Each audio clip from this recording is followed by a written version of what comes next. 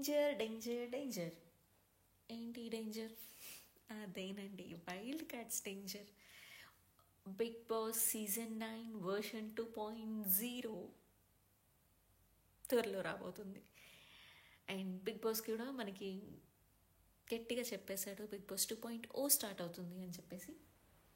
So ఈ wild cards list ఏంటో నేను ముందు వీడియోలో మీకు ఆల్రెడీ పెట్టున్నాను. సో ఈ వైల్డ్ కార్డ్ ఎంట్రీ ఉంది కాబట్టి బిగ్ బాస్ కొన్ని టాస్క్లు పెట్టన్నాడు.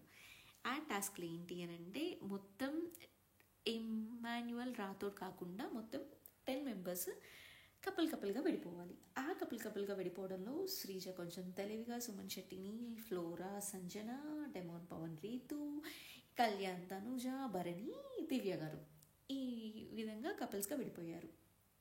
కానీ వీళ్ళకి ఫస్ట్ టాస్క్లో కొంచెం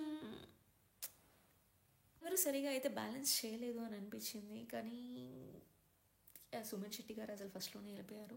సో అంత వెయిట్ని బ్యాలెన్స్ చేయాలి అని అంటే అది పాసిబుల్ కాదు. షోల్డర్ పైన ఈజీగా వచ్చేస్తుంది, చాలా కష్టం అని చెప్పాలి టాస్క్ అయితే. కానీ ఫస్ట్ అయితే సుమన్ శెట్టి గారు వెళ్ళిపోయారు, దాని తర్వాత సంజన గారు వెళ్ళిపోయారు, దాని తర్వాత బర్నీ గారు, దాని తర్వాత కళ్యాణ్, లాస్ట్ వరకు పవన్ అయితే ఉన్నాడు, పవన్, రీతు. కానీ ఎవ్వరు కరెక్ట్గా ఆడినట్టయితే నాకు అనిపించలేదు. అందరూ కరెక్ట్గా బ్యాలెన్స్ చేయలేకపోయారు. ప్రతి ఒక్కరూ వాళ్ళ బాడీ వెయిట్ని అయితే దాని మీద వేసేసారు. నాకైతే ఎందుకో అసలు ఇమాన్యువల్ రాము రాథోడ్ కరెక్ట్గా చూసి ఉండాల్సింది అని అనిపిస్తుంది. సో ఓకే, అన్ఫేర్ గేమ్ అని అనిపించచ్చు. సరే, సెకండ్ గేమ్ అయినా బాగుందా, సెకండ్ గేమ్ అయినా మంచిగా ఆడారా లేదా అని అంటే లేదు. అందరూ స్ట్రాటజీ యూజ్ చేసి చాలా ఫాల్ గేమ్ ఆడారు. బిగ్ బాస్కి కోపం వచ్చేసింది. ఈ గ్యాప్లో ఫస్ట్ గేమ్కి సెకండ్ గేమ్కి మధ్యలో ఉన్న గ్యాప్లో ఇమ్మాన్యువల్ కామెడీ టైమింగ్ అయితే నాకు సూపర్గా నచ్చింది. అసలు వాళ్ళకి లీడర్ బోర్డులో స్కోర్ రాగానే 1-1-1 రీతు పవన్ ఫస్ట్ ప్లేస్లో ఉన్నారు. సో వాళ్ళకి 1-1-1 వీళ్ళిద్దరు బయటికి వెళ్ళినా ఒకటే అని చెప్పేసి చాలా ఫన్ క్రియేట్ చేశాడు. ఇమ్మాన్యువల్ ఒక్కటే కొంచెం ఫన్ని బాగా క్రియేట్ చేస్తున్నాడు. నాకు ఫస్ట్లో సుమన్ శెట్టి గారు కూడా కొంచెం అప్పుడప్పుడు డైలాగ్స్ వదులుతుంటే ఓకే, ఈయన వల్ల కూడా కొంచెం ఫన్ జనరేట్ అవుతుంది అని చెప్పేసి అని అనిపించింది. కానీ రాను కొంచెం తగ్గుతూ వస్తుంది. ఆయన టాస్క్ల మీద కొంచెం కాన్సన్ట్రేట్ చేస్తూ ఉన్నాడు. సెకండ్ గేమ్లో అయితే ఖచ్చితంగా అందరూ ఫాలో ఆడారు, ఒక్క సంజన, ఫ్లోరా తప్ప. ఫ్లోరా గురించి చెప్పాలి అని అంటే తను చాలా ఇన్నోసెంట్, తన పని తను చూసుకుంటుంది, ఏ గొడవలకి పోదు, బిగ్ బాస్ ఏది చెప్తే అది వింటుంది. సో ఎందుకో తను చాలా క్వైట్, చాలా ఇంట్రోవర్ట్ అన్న ఫీలింగ్ అని అనిపిస్తుంది నాకు.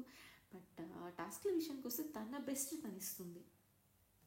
అండ్ వీళ్ళ వల్ల మిగతా వాళ్ళందరూ ఫాల్ చేయడం వల్ల వీళ్ళకు కూడా పాయింట్స్ రావట్లేదు. సో సెకండ్ గేమ్ని పూర్తిగా క్యాన్సిల్ చేసేసాడు. అండ్ బిగ్ బాస్కి కోపం వచ్చింది. బిగ్ బాస్ మాట్లాడట్లేదు కంటెస్టెంట్స్తో. సో అందరూ సారీ చెప్పారు, కానీ బిగ్ బాస్ మాట్లాడట్లేదు. అండ్ వీళ్ళందరూ కరెక్ట్గా ఎక్స్ప్లెనేషన్ ఇచ్చుకోవాలి. రాము, ఇమాన్యువల్ వాళ్ళ ఎండ్ నుంచి కూడా వాళ్ళు కరెక్ట్గానే ఎక్స్ప్లెయిన్ చేశారు.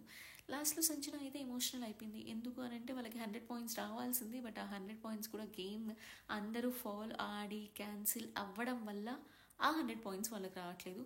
అండ్ మధ్యలో శ్రీజ అడిగింది పాపం, సో వాళ్ళ పాయింట్స్ అయినా వాళ్ళకి ఇచ్చేయండి, వాళ్ళు కరెక్ట్గానే ఆడారు కదా అని చెప్పేసి. కానీ రీతు ఒప్పుకోలేదు, ఎందుకంటే రీతు పవన్ ఫస్ట్ ప్లేస్లో ఉన్నారు కదా, అందుకని ఒప్పుకోలేదు. లేకపోతే వాళ్ళ పాయింట్స్ వాళ్ళకి ఇవ్వడంలో న్యాయమే. అండ్ వాళ్ళు ఫస్ట్ ప్లేస్లో ఉంటారు, గేమ్ రివర్స్ అవుతుంది, గేమ్ చేంజ్ అవుతుంది. సో దానివల్ల సంజన కొంచెం ఎమోషనల్ అయింది. అండ్ ఫ్లోరా కొంచెం ఓకే ఫైన్ అన్నట్టు తీసుకుంది, నెక్స్ట్ గేమ్స్లో చూసుకోవచ్చు అన్నట్టు చూస్తుంది. కానీ సంజనకి మాత్రం ఆడక ఒక గేమ్ ఆడి ఒక గేమ్ గెలిచిన తర్వాత పాయింట్స్ రాకపోతే ఆబ్వియస్లీ బాధగానే ఉంటుంది కదా.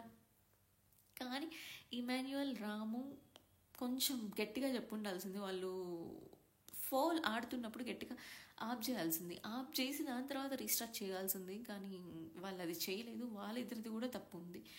కానీ ఈ స్ట్రాటజీ యూజ్ చేసి ఫాల్ గేమ్ ఆడడం కూడా తప్పే. కానీ నాకెందుకు ఫస్ట్లో సుమన్ శెట్టి కూడా ఫస్ట్ బెలూన్ పగిలిపోయింది కదా, అప్పుడు కూడా ఓకే ఆయన కరెక్ట్గానే ఆడాడు, ఆయన చూడలేదు, దేని మీద ఎక్కలేదు, జస్ట్ బెలూన్ వేసాడు, ఆ బెలూన్ని కంట్రోల్ చేయాలి అంతే, అదే టాస్క్. ఓకే, సో గేమ్ అయితే అలా జరిగింది. అండ్ మీరేమనుకుంటున్నారో, మీ థాట్స్ ఏంటో కామెంట్ సెక్షన్లో మెన్షన్ చేయండి, మాట్లాడుకుందాం.